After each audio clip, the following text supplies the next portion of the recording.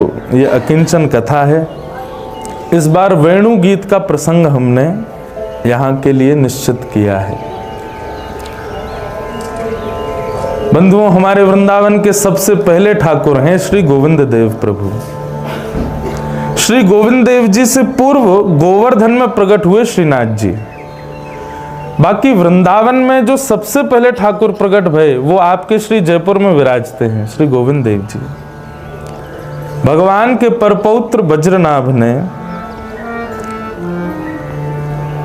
अपनी 16,100 माताओं को प्रसन्न करने के लिए ठाकुर जी के विग्रहों का निर्माण कराया। बहुत सावधानी से और बिल्कुल आनंद के साथ आप लोग सब श्रवण करो। बहुत भाव से सुनिएगा।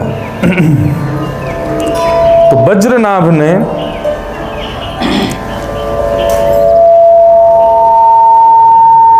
16,100 कृष्ण पटरानियों को सुख पहुंचाने के लिए, उनकी प्रसन्नता के लिए भगवान जिस शिला पर प्रकट हुए कंस के कारागृह में, मथुरा में जिस जेल में, जिस कारागृह में भगवान का प्रादुर्भाव हुआ, उसी शिला से वज्रनाभ ने ठाकुर जी के विग्रहों का निर्माण कराया। और सबसे पहले निर्माण सांडिल्य मुनि बताते थे, ऐसा रूप है ठाकुर जी का, ऐसे उनके हाथ हैं, ऐसे उनके चरण हैं, ऐसे उनके नेत्र हैं, और वज्रनाभ निर्माण कराते थे। और उसी निर्माण के भाव से प्रथम ठाकुर जो प्रकट हुए वो थे श्री गोविंद देव प्रभु। ऐसा वर्णन आता है कि जब गोविंद देव जी का रूप प्रकट हुआ तो जितनी भी कृष्ण पटरानियां थीं, उन्होंने गोविंद देव जी के रूप को देखते ही घूंघट कर लिया। क्यों? बोले गोविंद देव जी के रूप को देखते ही कृष्ण पटरानियां बोली, वज्रनाभ तुम्हारे पर बाबा जो थे ना, वो बिल्कुल ऐसे ही दिखते थे, उनका मुख ऐसा ही था, उनके हस्त कमल ऐसे ही थे, उनके चरण कमल ऐसे ही थे। तो ऐसे श्री गोविंद देव जी प्रथम निर्मित हुए। उसके बाद श्री मदन मोहन जी, उसके बाद श्री गोपीनाथ जी, इन तीनों का निर्माण वज्रनाभ ने कराया। परंतु फिर कालांतर में ये तीनों ठाकुर भूमिगत हो गए, अंतर्ध्यान हो गए, एक प्रकार से ब्रज की रज में ही विराजमान हो गए। तब महाप्रभु श्री चैतन्य महाप्रभु जी के अनन्य उपासक श्री रूप गोस्वामी जी एक बार महाप्रभु जी का प्रवचन सुन रहे थे, और प्रवचन में यही बात महाप्रभु जी सुना रहे थे कि वज्रनाभ ने ठाकुर जी के 3 रूपों का निर्माण किया, और वे तीनों रूप श्री ठाकुर जी जैसे ही दिखते हैं, परंतु इस कलिकाल में वे तीनों रूप भूमिगत हो गए हैं। वज्रनाभ ने जैसे रूप गोस्वामी जी ने जैसे ये बात सुनी, उनके मन में ये भाव आया कि ठाकुर जी, अगर हम आपसे प्रार्थना करें, आपकी सेवा करें, आपको ऐसा भाव रखें कि हम आपकी खूब सेवा करेंगे, आप खूब प्रसन्नता से विराजो, तो क्या आप प्रकट नहीं होंगे? रूप गोस्वामी जी को स्वप्न में ऐसा स्वर सुनाई दिया कि आप यदि चाहोगे तो हम निश्चित प्रकट होंगे।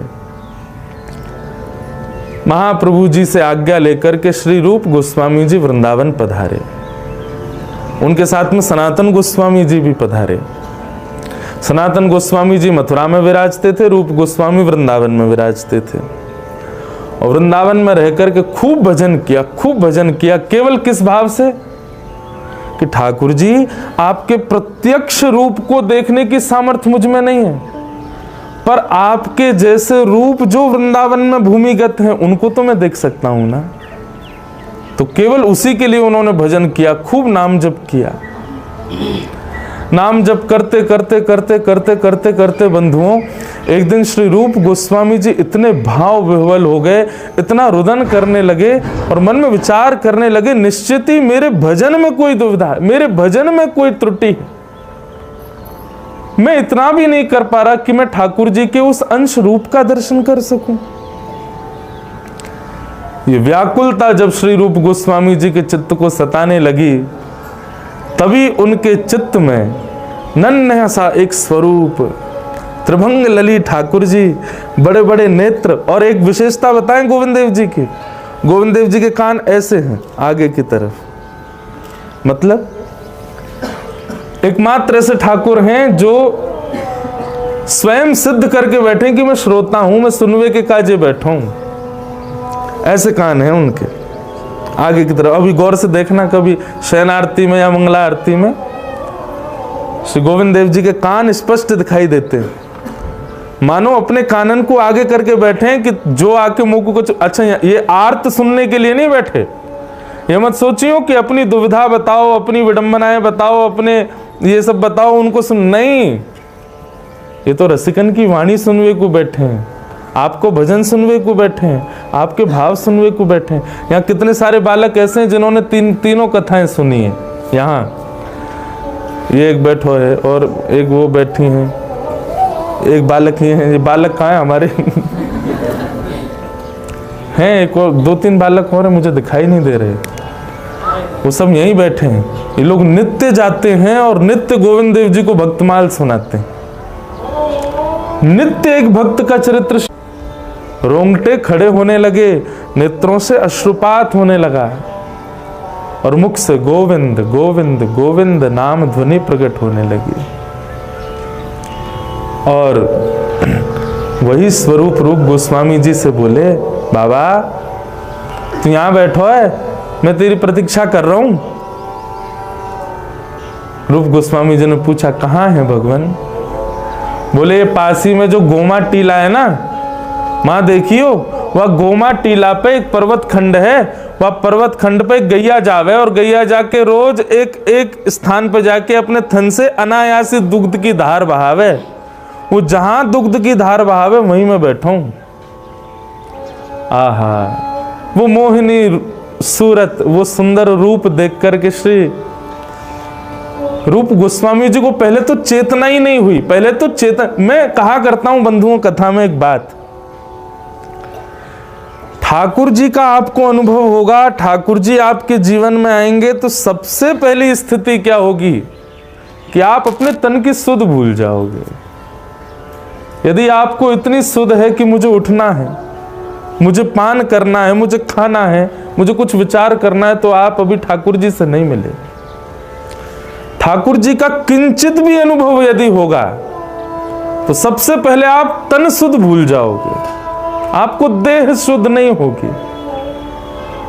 ठाकुर जी का अनुभव होगा तो आपको समय का पता नहीं चलेगा, कब कब में समय निकल जाएगा। ठाकुर जी का अनुभव होगा तो शारीरिक इंद्रियों की जो जो व्यवस्थाएं और जो जो अवस्थाएं स्थिति होती हैं, उनका विचार आपके चिंतन में नहीं आएगा। आप अजीब सी स्थिति में चले जाओगे। मैं कोई निंदा नहीं कर रहा हूं, मुझे बहुत प्रिय है वो भजन, राम आएंगे तो अंगना सजाऊंगी, राम आएंगे तो दीप जलाऊंगी, राम आएंगे तो भोग लगाऊंगी। पर मैं कहूं तो राम आएंगे तो आप कुछ भी नहीं कर पाओगे, तब समझो कि राम आए हैं। स्थिति सुनी विदुरानी की, जो अस्त व्यस्त वस्त्र में है, जिसको ये भी भान नहीं कि मुझे कुछ धारण करना है, जिसको ये भी भान नहीं कि ठाकुर जी आए मैं पाटा तो सीधा रखूं, जिसको ये भी भान नहीं कि मैं ठाकुर जी को छिलका खिला रही हूं कि गुठली, ठाकुर जी को फल खिला रही हूं कि छिलका। ऐसी स्थिति आ जाएगी जब ठाकुर जी आएंगे। और एक बात निश्चित है बंधुओं, ठाकुर जी यदि आपको दर्शन देने का मन बनाएंगे तो सबसे पहले स्वप्न में दर्शन होगा। प्रत्यक्ष ठाकुर जी सीधे आपके सन्मुख आ जाए ऐसा नहीं है। 3 सीढ़ियां हैं। सबसे पहली सीढ़ी है स्वप्न में ठाकुर जी का अनुभव होगा।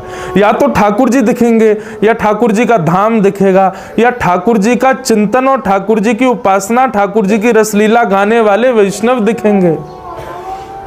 और अशोभनीय रूप में नहीं दिखेंगे, शुभ रूप में दिखेंगे।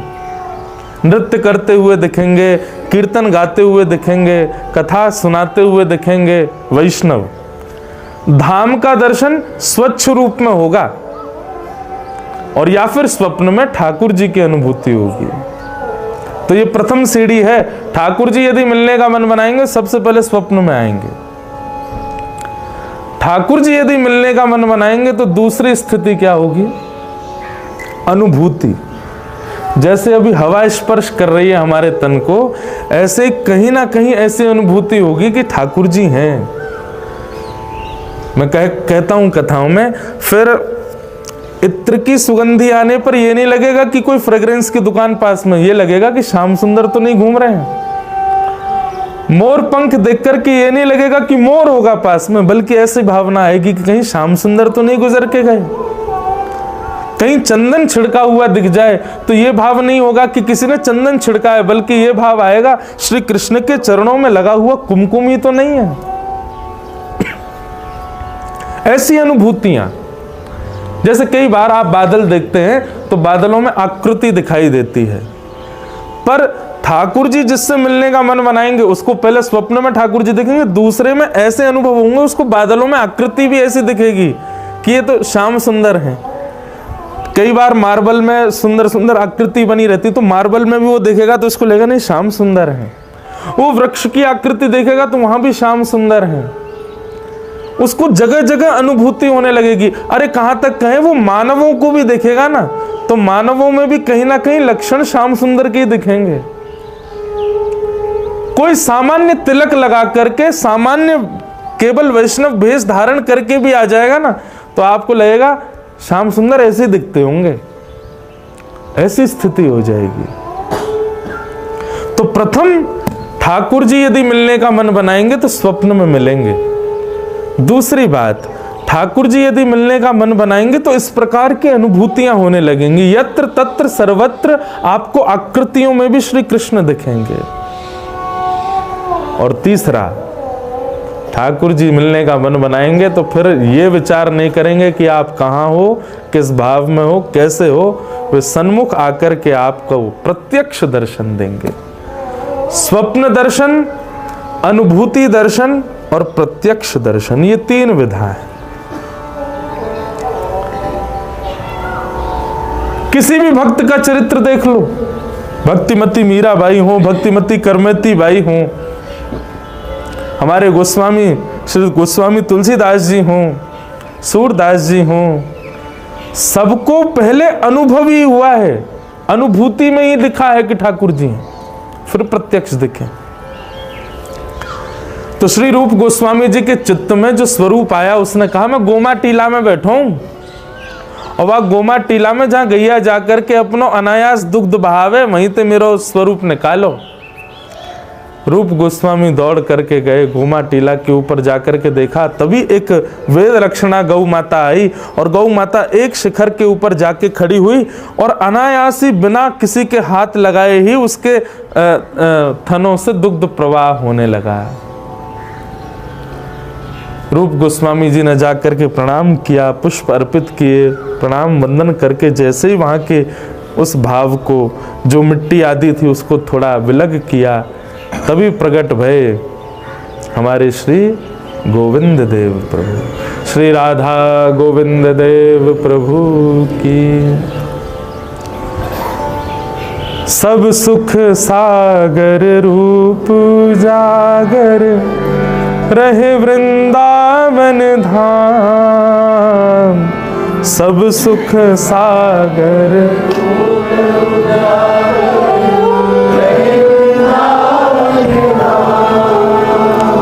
रूप गोस्वामी प्रगट कियो जहां, रूप गोस्वामी,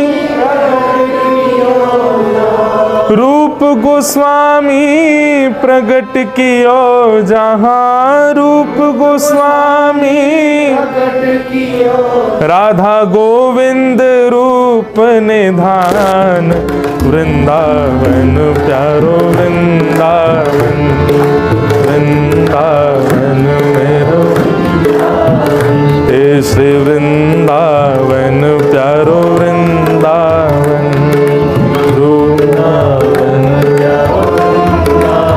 रूप गोस्वामी प्रगट कियो जहां, रूप गोस्वामी,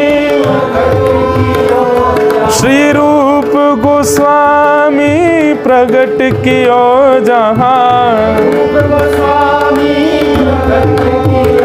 राधा गोविंद रूप निधान।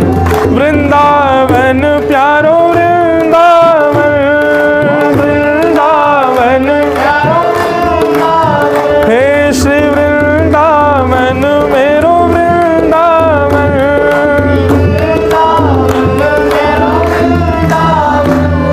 श्री राधा गोविंद देव प्रभु की। ऐसे प्रकट भय हमारे वृंदावन के प्रथम ठाकुर श्री राधा गोविंद देव। वृंदावन के अष्टदल कमल के बिल्कुल मध्य में विराजमान है श्री गोविंद देव जी। फिर कालांतर में सनातन गोस्वामी जी को लगा कि रूप को तो मिल गए गोविंद देव जी, अब हमको कैसे मिले। तब सनातन गोस्वामी जी ने श्री मदन मोहन जी को प्राप्त किया। कैसे प्राप्त किया ये कथा हम कल सुनाएंगे। और फिर मधु पंडित, उनको श्री गोपीनाथ जी प्राप्त भये।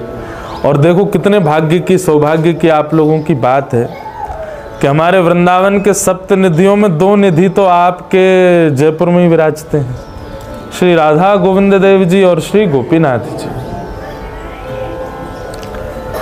तो ऐसे श्री गोविंद देव जी वृंदावन में प्रकट हुए। फिर औरंगजेब ने जब आक्रमण करना प्रारंभ किया, इतना बड़ा मंदिर था गोविंद देव जी का कि ऊपर का दिया दिल्ली तक, आगरा तक दिखाई देता था। औरंगजेब ने जाकर के मंदिर ध्वस्त करने का प्रयास किया। गोविंद देव जी ने आज्ञा कर दी, बोले भैया हमको कहीं और ले चलो। तब श्री गोविंद देव जी जयपुर में पधारे। और जैसा मुझे पता चला, श्री गोविंद देव जी जयपुर आए तो सबसे पहले इसी स्थान पर विराजे जहां हम लोग बैठे। ये कनक वृंदावन, ये पुराना गोविंद देव जी मंदिर, श्री गोविंद देव जी सबसे पहले यहीं पर विराजमान भये। और यहाँ से फिर उसके बाद अन्य कहीं विराज के फिर सिटी पैलेस में ठाकुर जी विराजमान हुए। तो ऐसे श्री गोविंद देव जी की ये पावन भूमि है जयपुर। हम तो इसको मिनी वृंदावन ही मानते हैं। यहाँ वृंदावन जैसा ही भाव आता है। बस यहाँ की थोड़ी बहुत चीज़ों को थोड़ा नज़रअंदाज कर दिया जाए। आधुनिक है, थोड़ा राजधानी है ना जब राजस्थान की, थोड़ी आधुनिकताओं को नज़रअंदाज किया जाए। देखो ये तो लंगूर बैठो वहाँ पे है, अभी थोड़ी देर में देखेंगे वहाँ पीछे मयूर भी मिलेंगे हैं, सामने बैठे देखो, सामने वहाँ पे मयूर बैठे। अभी तो थोड़ा पहले हम अगस्त सितंबर में करते थे कथा, तो ये हरे भरे यहाँ पर बढ़िया आनंद। देखियो भैया वो बंदर को ये मारे नहीं। तो ये देखो ऐसा ही था पुराना वृंदावन, हमारा पूर्व का वृंदावन बिल्कुल। इसीलिए मैं इसी स्थान पर ही कथा करता हूँ, क्योंकि मुझे स्थान की जो दर्शन है ना, मुझे ऐसा लगता है मैं 5000 वर्ष पूर्व के वृंदावन में पहुंच गया। ऐसा ही वृंदावन। तो ऐसे श्री हमारे राधा गोविंद देव प्रभु, उनको हम बारंबार प्रणाम करते हैं। और अब आज से प्रारंभ करते हैं। श्रीमद् भागवत में 7 गीत हैं बंधु, 7 गीत हैं। उन 7 गीतों में 4 गीत गोपियों के द्वारा गाए गए हैं। और चारों गीतों में सबसे पहला गीत जो गोपियों ने गाया, उस गीत का नाम है वेणु गीत। मुझे सबसे प्रिय गीत लगता है श्रीमद् भागवत में वेणु गीत। बहुत बार मन बदला कि कोई और विषय ले लूं, किसी और भाव पे करूं। किसी का भाव आया कि आप अष्ट सखाओं पे ही बोलो महाराज जी, किसी का भाव आया कि आप सप्त निधियों का भाव रखो, किसी का भाव अन्य अन्य आए, लेकिन पता नहीं आ रहा था कि वेणु गीत ही कहूंगा। मैंने वेणु गीत रखा था, उसके बाद आज तक प्रयास, अब यहां जयपुर में प्रयास कर रहे हैं। अच्छा, वेणु गीत क्यों कह रहे हैं, उसके पीछे कारण क्या है? ठाकुर जी के सबसे ज्यादा श्री कृष्ण के जितने भी स्वरूप हैं, उनमें कई बार श्रृंगारों में मोर पंख और मोर मुकुट का अवकाश हो सकता। अवकाश का मतलब कई बार मोर पीछ नहीं भी धराते हैं श्रृंगार में, कई बार पीतांबरी का अवकाश हो सकता है, कई बार ठाकुर जी के श्रृंगार में काली कमली को अवकाश है सके। कई बार ठाकुर जी के श्रृंगार में मालान को अवकाश है सके, लेकिन अनादिकाल से आज तक और अनादिकाल तक ठाकुर जी के श्रृंगार में वेणु का कभी अवकाश नहीं होता। ना कि भैया वो वेणु इतनी प्रिय है ठाकुर जी को, वह वेणु से हम ऐसो कहा सीखें कि हमको भी ठाकुर जी वेणु की तरह रख लें, कभी हमारा त्याग ना करें। ये वंशी बंधुओं, कहीं इनको शिव जी का स्वरूप माना गया, कहीं टीकाकार इनको महादेव का रूप मानते हैं, कहीं पर इनको हनुमान जी का रूप मानते हैं। ऐसी वेणु। तो वेणु गीत का थोड़ा सा प्रारंभ स्थिति में आपको बता दूं। वेणु गीत का रूप क्या है? ठाकुर जी गैया चराने जाते हैं वन में, और जैसे ही ठाकुर जी वन में जाते हैं, वन में जाकर के वेणुनाद करते हैं, उनकी वेणु को घर बैठी हुई गोपियां सुनती हैं। और जब घर बैठकर के गोपियां सुनती हैं तो गोपियों के नेत्र बंद हो जाते हैं, और किलोमीटरों दूर वन में ठाकुर जी जो लीला कर रहे हैं वो वेणु की ध्वनि से गोपियों को घर बैठे बैठे दिखने लग जाता है। उसको वेणु गीत, वेणु गीत एक प्रकार से आज की भाषा में कहें तो लाइव टेलीकास्ट ठाकुर जी का। वेणु के स्वर को सुनकर के गोपियों को प्रत्येक, और एक और बात, हर गोपी को वेणु सुनाई दे रही है, और लेकिन हर गोपी को अलग अलग रूप दिख रहा है। कैसे कैसे रूप ठाकुर जी के दिख रहे हैं, उसी का वर्णन जहां किया गया उसका नाम है वेणु गीत। आज तो प्रारंभ है, आवाज भी थोड़ी कम आ रही है, इसलिए मैं केवल प्रारंभिक भूमिका, लेकिन ये प्रारंभिक भूमिका ही सबसे ज्यादा जरूरी है। इसी को ही नई भाव से सुना होगा तो पूरे वेणु गीत में सुख नहीं मिलेगा, इसलिए थोड़ा ध्यान से सुनिएगा। वेणु गीत। तो वेणु गीत जब ठाकुर जी वेणु वादन करते हैं, गोपियों को ठाकुर जी के रूप का दर्शन होता है। ये पूरा वेणु गीत है।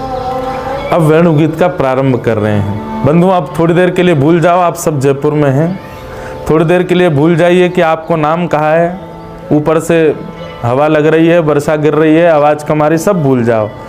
बस एक चीज का ध्यान रखिएगा, वेणु गीत में जब ठाकुर जी की रूप माधुरी का वर्णन हो, उस समय नेत्र बंद रखिएगा और कर्ण रंध्र से उस स्वरूप का चिंतन अपने चित्त में चित्रण बनाइएगा, और चित्रण बना के यथावत जैसे गोपियों को दर्शन हो रहा है वैसा दर्शन कीजिएगा।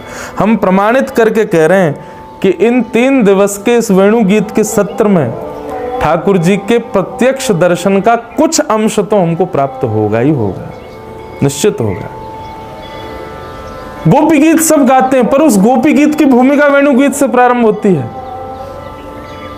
तो आओ ऐसे इस वेणु गीत में हम लोग प्रवेश करते हैं। वेणु गीत के प्रारंभ से पहले ठाकुर जी का एक रूप दिखाया गया है। वो रूप कैसा है,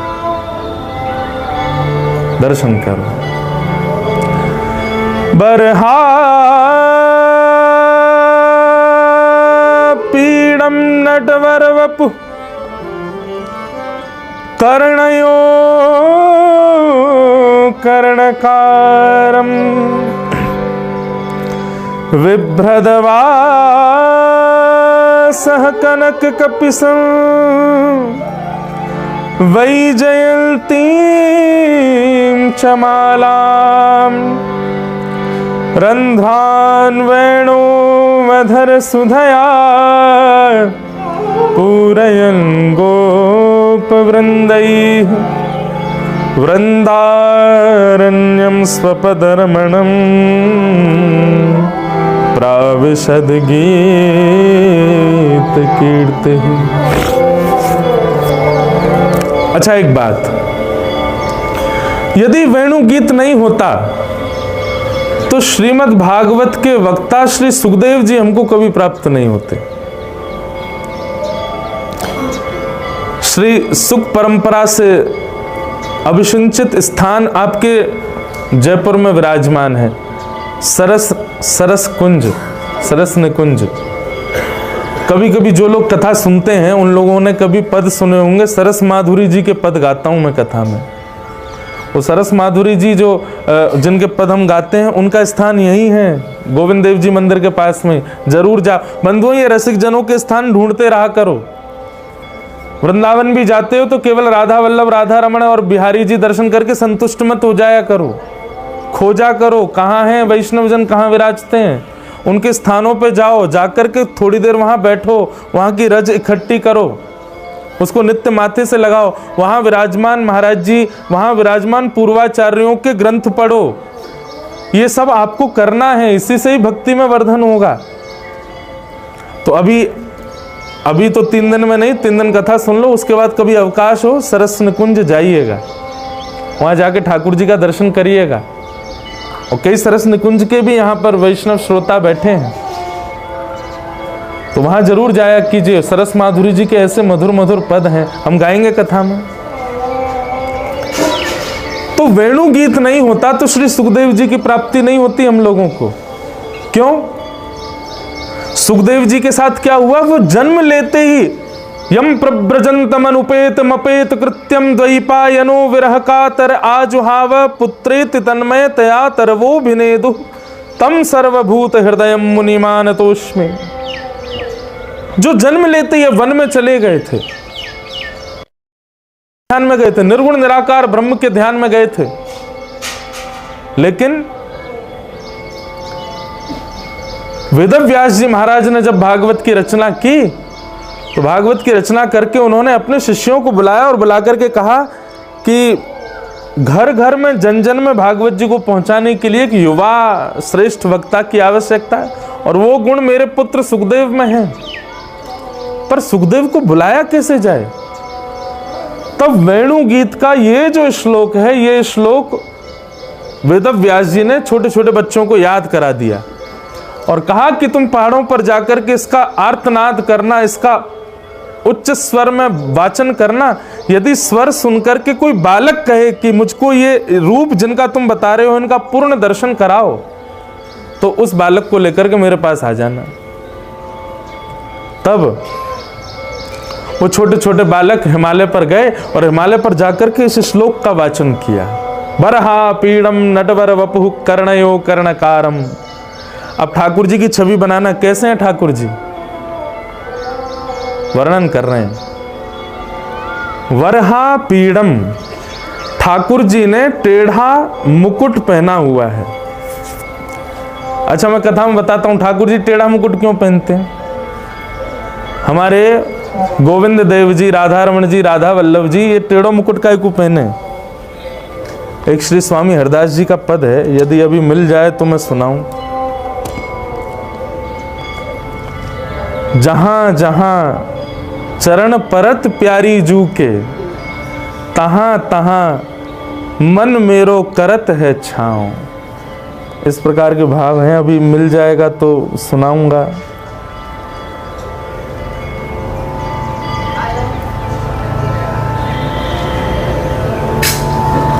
अब नहीं मिल रहा है, ये होता ही है। जब हमको कोई पद गाना होता है वो उसी दिन नहीं मिलता जब गाना होता है। तो इसका भाव यही है कि जहां जहां चरण पड़त प्यारी जू के, तहां तहां मन मेरो करत है छाँव रे। जहां जहां किशोरी जी के चरण जाते हैं, ठाकुर जी कैसे चलते हैं?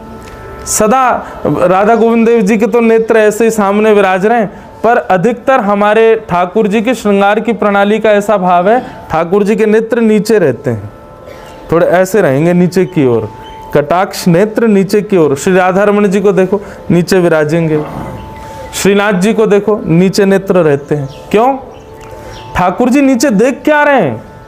बोले सदा ठाकुर जी किशोरी जी के साथ रमण कर रहे हैं, कुंज में लीला कर रहे हैं, तो किशोरी जी के चरण कहां कहां जा रहे हैं वह स्थान को देखते हुए ठाकुर जी चलें।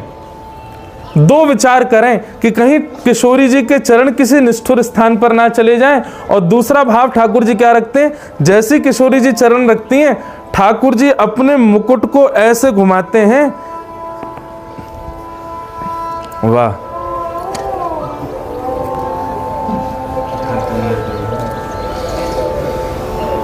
सुनाएं। श्री स्वामी हरदास जी का पद है।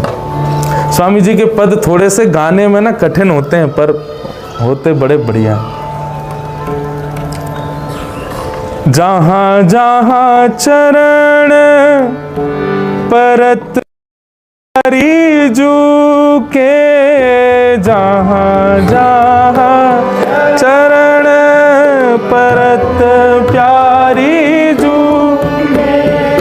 जहां जहां चरण परत प्यारी जू के, जहां जहां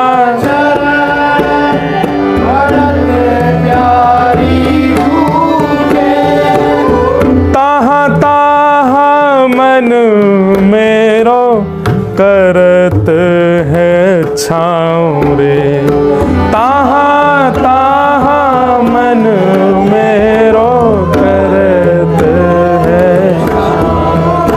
हे ताहा ताहा मन मेरो करत है छाँव रे, ताहा ताहा मन।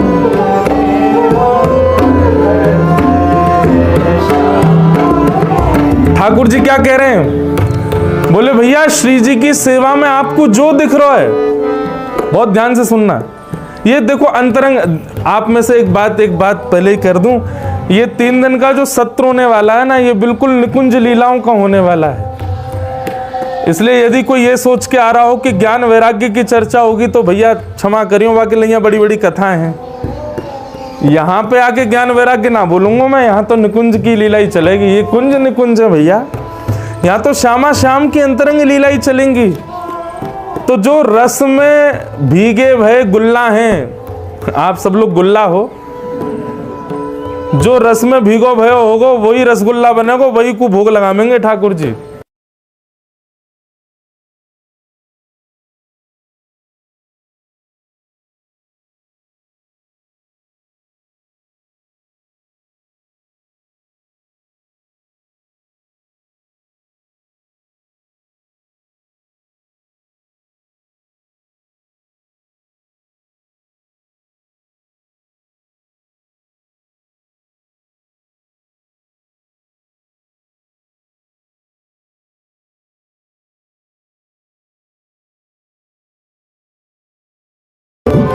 चवर डुरावत बहु मूरत मेरी, चवर। ठाकुर जी कह रहे हैं मैं ही ललता बन जाता हूं, मैं ही विशाखा बन जाता हूं। किशोरी जी जब कुंज में विराजती हैं, ललता विशाखा बाहर खड़ी रहे, ठाकुर जी ललता विशाखा को बहुत रूप धारण कर लेते हैं और ठाकुर जी ही किशोरी जी की सेवा करते हैं। बहु मूरत मेरी चवर डुरावत बहु,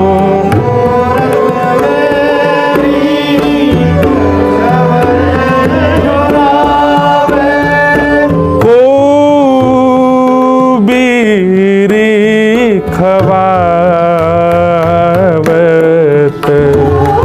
ओ बीरी खवा, हे जहाँ जहाँ चरण परत प्यारी जू के, जहाँ जहाँ चरण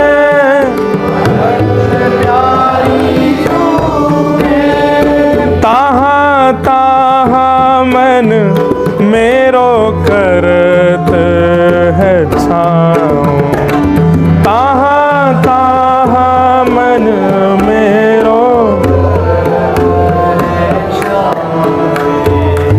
श्री हरिदास के श्यामा स्वामी कुंज बिहारी, श्री हरिदास के स्वामी श्यामा,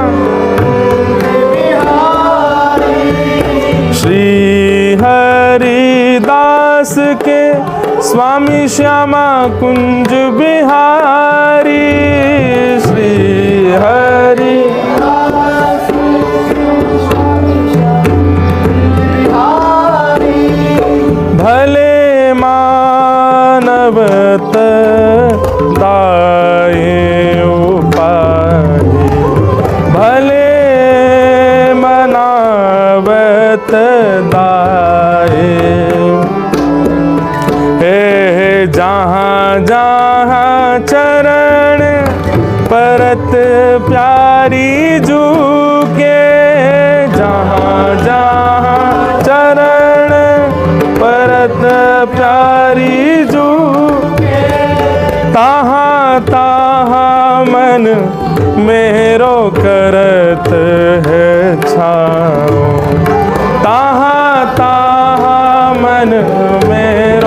करत है छाँव।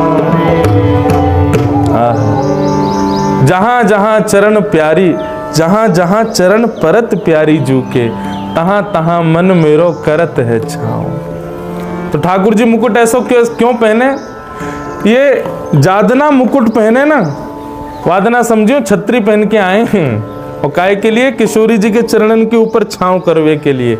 कहीं ये उष्ण सूर्य को ताप श्री जी के चरणन को कष्ट नहीं दे। बंधुओं, निकुंज लीला में वर्णन आता है कि एक बार ललिता विशाखा दोनों सेवा कर रहे हैं और स्वामिनी जी अष्टदल कमल के ऊपर पौड़ी हुई हैं।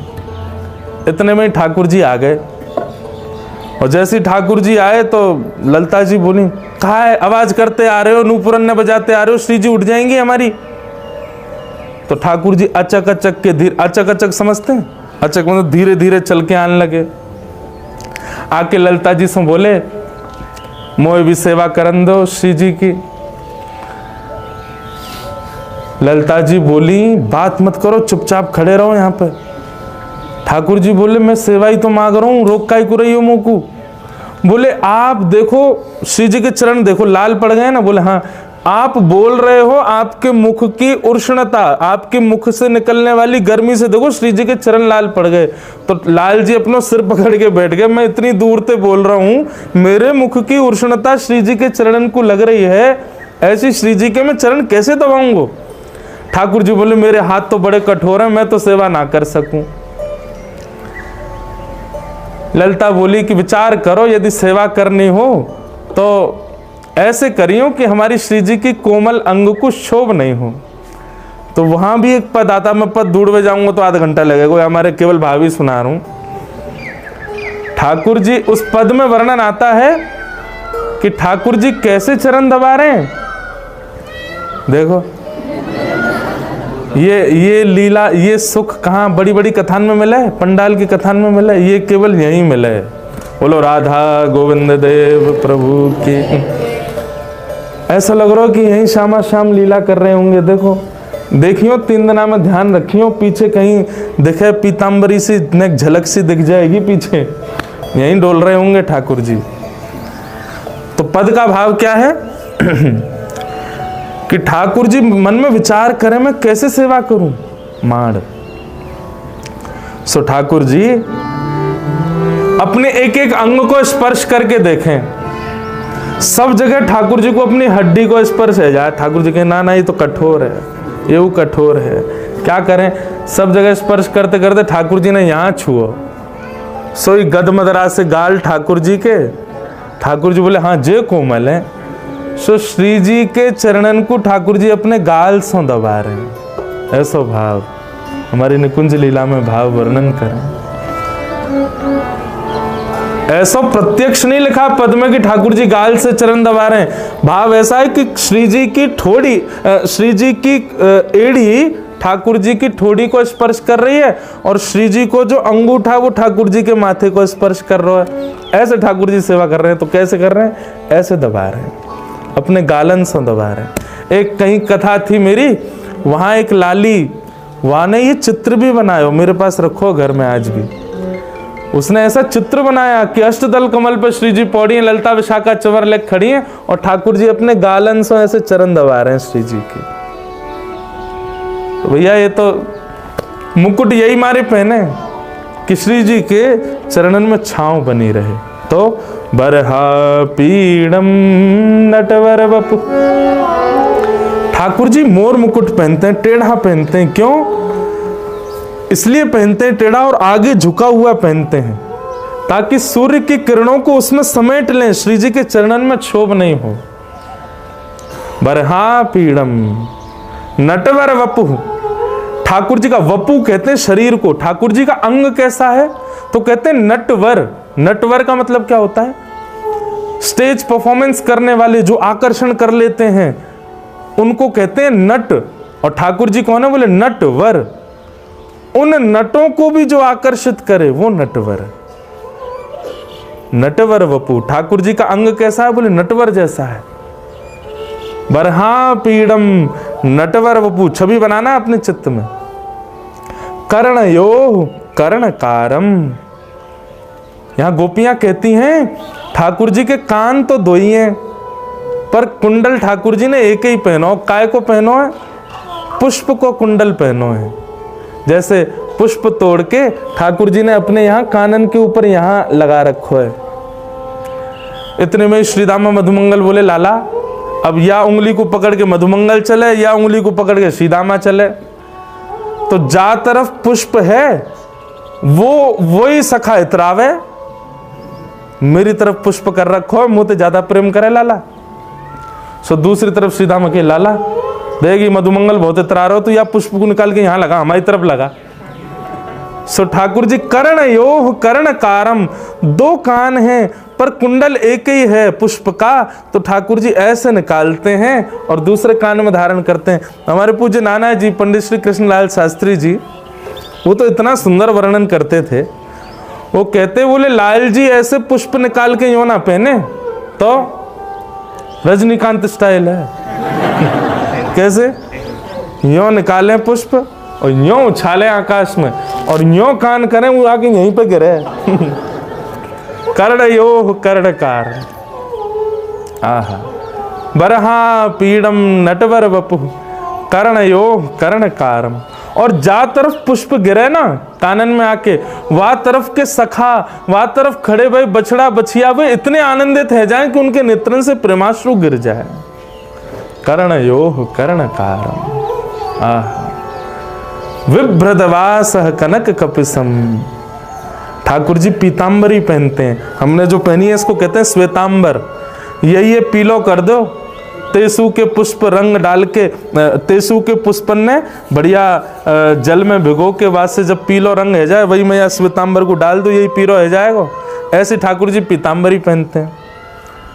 विभ्रदवासः कनक कपिसम वही जयंतीम चमालाम। सुंदर ठाकुर जी ने वैजंती माला पहनी है और रंध्रान वेणु अधर सुधया, अपने अधर पर ठाकुर जी वेणु नाद करते हुए चल रहे हैं। रंध्रान वेणु अधर सुधया पूरयन गोप वृंदई वृंदारण्यम स्वपद रमणम प्राविशत गीत कीर्ति। गोपियां इस रूप का दर्शन करती हैं और इस रूप का दर्शन करते करते करते करते भाव विह्वल हो जाती हैं और यहीं से प्रारंभ होता है वेणु गीत। ये वेणु गीत का श्लोक नहीं, वेणु गीत से पहले का श्लोक है। आओ एक दो श्लोक तो प्रारंभ कर ही दें। आज गोपियां कह रही हैं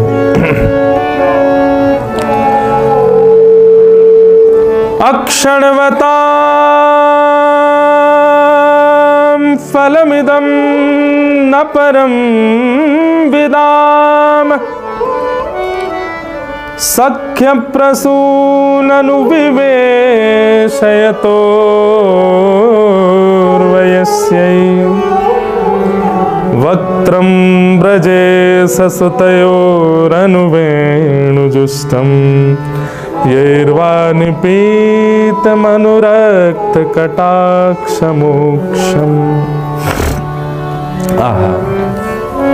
ये गोपियों का सबसे पहला उद्गार है ब्रजमंडल में। गोपी गीत बाद में गाया है, पहले वेणु गीत गाया है। वेणु गीत गा रही हैं और गोपियां कह रही हैं, जो अभी स्वरूप का वर्णन किया गया, गोपियां कहती हैं अक्षणवताम फलमिदम न परम विदाम। गोपियां कहती हैं इन आंखों को पाने का साफल्य क्या है। आपको कोई वस्तु मिले तो उसका कोई यूज होता है, डूज एंड डोंट्स होते हैं। क्या करना है क्या नहीं करना उस वस्तु से वो निर्धारित होता है। गोपियां कहती हैं ठाकुर जी ने हमको ये दो नेत्र प्रदान किए, इन नेत्रों को पाने का साफल्य क्या है। इन नेत्रों से क्या देखोगे तब लगेगा कि हाँ नेत्र सफल हुए।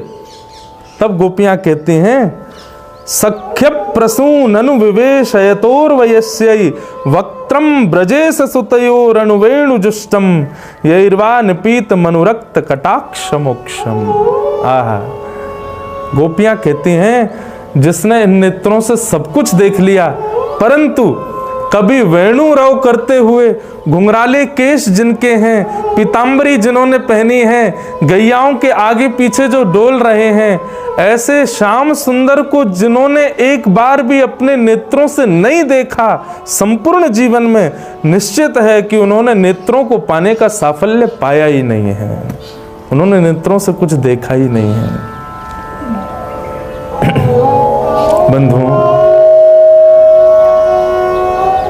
ये वेणु गीत जब जब इसका पाठ करते हैं, जब जब इसके भाव सुनते हैं, जब जब यहाँ देखते हैं ना, तो मन होता है कि गोपियां जो बात कह रही हैं ये कब सफल होगी हमारे साथ।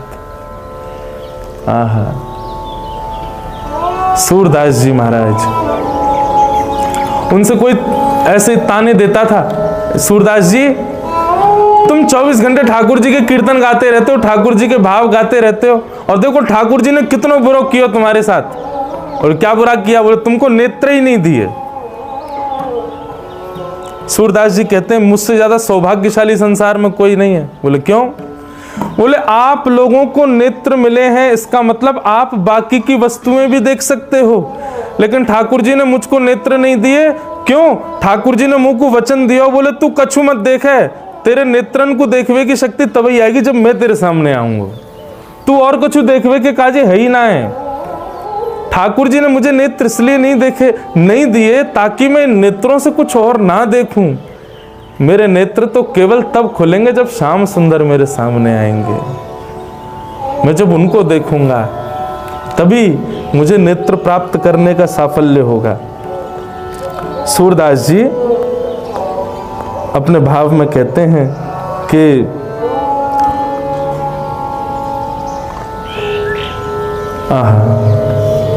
रहो नहीं न ठौर मन में, रहो नाही न ठौर मन में, नंद नंदन आछत कैसे, नंद नंदन आछत कैसे, आनिए उर और मन में, रहो ना हीन ठौर, चलत चितवत दिवस जागत, चलत चितवत दिवस,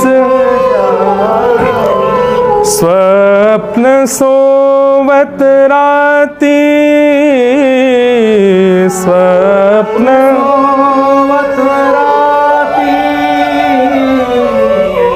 हृदय ते बह मदन मूरति, हृदय ते बह मदन, छिन्ना इत उत जाती, छिन्ना इत उत जाती। सूरदास जी की स्थिति देखो। सूरदास जी कह रहे हैं चलत चितवत दिवस जागत।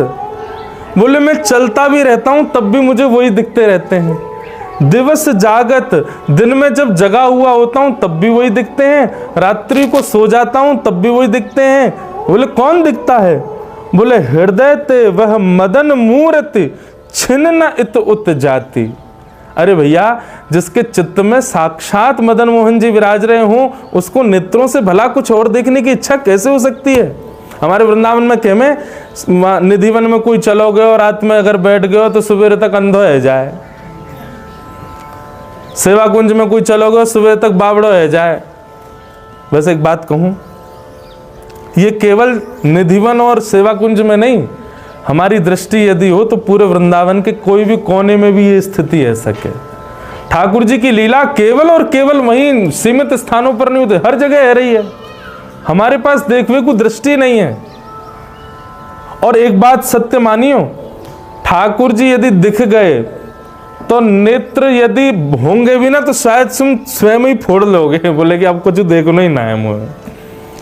शायद ठाकुर जी दिख जाएं कभी तो मन में ऐसी इच्छा होगी, हे ठाकुर जी अब आंधरो ही बना दो मोकू, अब यह संसार को नहीं देखनो। जिन नैनन में पी बसे दूजा नाही समाए।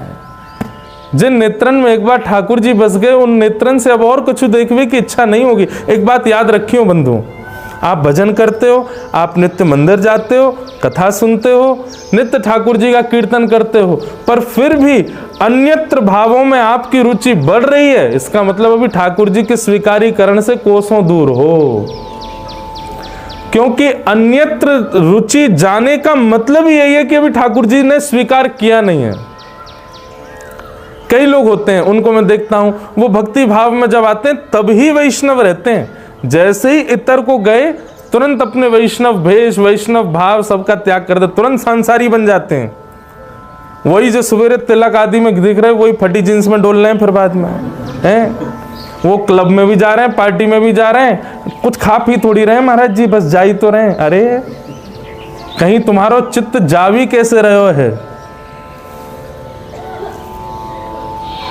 गिरधर छवि पे अटक्यो मेरो मन, गिरधर छवि पे अटक्यो, गिरधर छवि पे अटक्यो मेरो मन, गिरधर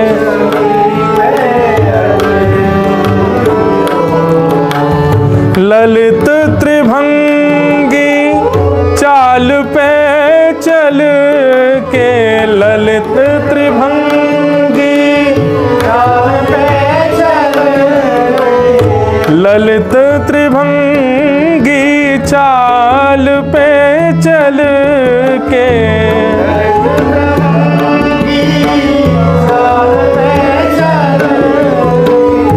चिबुक चारू गड़ी ठट क्यों, चिबुक गाओ भाव से। गिरधर छवि पे अटक्यो मेरो मन, गिरधर छवि पे अटक्यो, गिरधर छवि पे अटक्यो मेरो मन। श्री कृष्णदास जी कहते हैं, ललित त्रिभंगी चाल पे चल के चुबुक चार उगड़ी ठटक्यो। ठाकुर जी कौन है? श्री राधा गोविंद देव जी कौन है? मदन मोहन जी कौन है? राधा रमन जी कौन है? ये चिंबक हैं। और हम लोग कौन है? हम लोग लोहा हैं। उनके सामने जाएंगे तो चिपक ही जाएंगे, और यदि नहीं चिपके हैं तो या को मतलब का है, हम एक्सपायर है गए, जंग लग गई है हमारे लोहा में, बर्बाद है वो, बेकार है वो, संसार के विषय में जाके जो लोहा बर्बाद है जाए वही ना चुपके बातें जाके चिंबकते। और जो बर्बाद है जाए ना वो चिपक भी जाए तो कैसे चिपके? अगर चिंबक उठा लो तो सोई लटक जाएगा, गिर ही जाएगा फिर। तो हम लोग वैसे वाले लोहा हैं, हम चिपके तो सही है लेकिन वैसी पकड़ नहीं है कि महाराज दम लगाना पड़े हटावे में। ललित त्रिभंगी चाल पे चल के चुबुक चारु गड़ी ठटक्यो, मेरो मन गिरधर छवि पे अटक्यो। आहा, कृष्णदास जी दूसरी बात कहते हैं, इसको याद रखिएगा। सजल श्याम घन वरण लीन है, सजल श्याम घन, सजल श्याम घन वरण लीन है, सजल श्याम घन,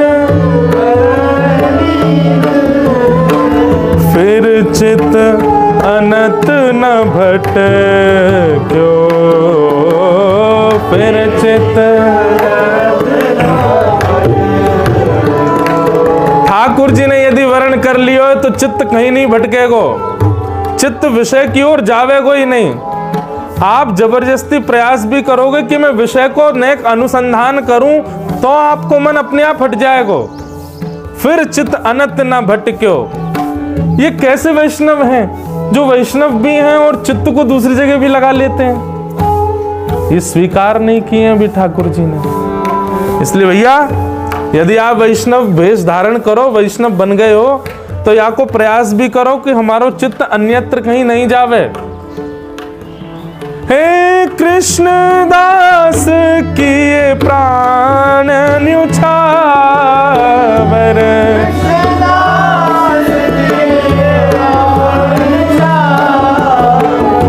कृष्ण दास किए प्राण न्युछावर,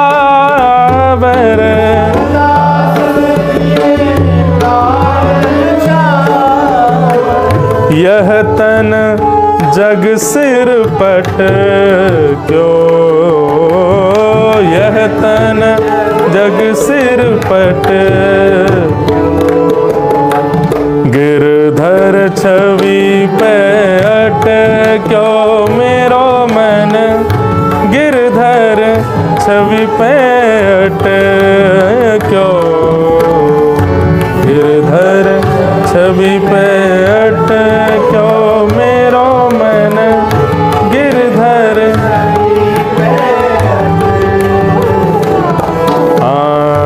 गिरधर छवि पे अट क्यों मेरो मन, गिरधर छवि पे अट क्यों, गिरधर छवि पे अट।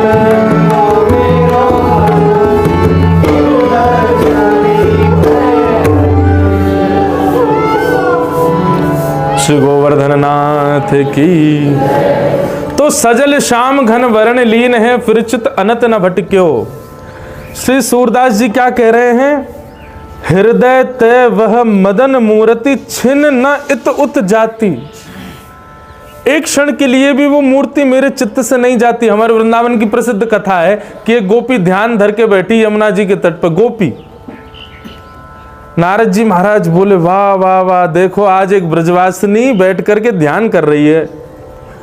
नारद जी महाराज बोले अरे अरे गोपी, कौन को ध्यान कर रही है? अरे भैया ध्यान तो धारण करवे के काजे होए करे।